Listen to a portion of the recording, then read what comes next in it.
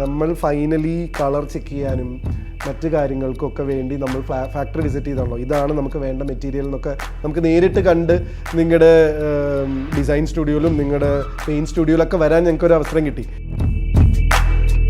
ഇപ്പോഴെനിക്ക് മനസ്സിലായ വുഡ്നെസ്റ്റ് ഇത്രയും വലിയൊരു സന്നാഹമാണെന്ന്. കാരണം അതുവരെ ഞാൻ ഇൻസ്റ്റാഗ്രാം പേജുകളിൽ വുഡ്നെസ്റ്റ് ചെയ്ത വർക്കുകളെ കാണുന്നുള്ളൂ, ഇതിൻ്റെ ബിഹൈൻഡ് സ്റ്റോറി ഞാൻ കാണുന്നില്ല.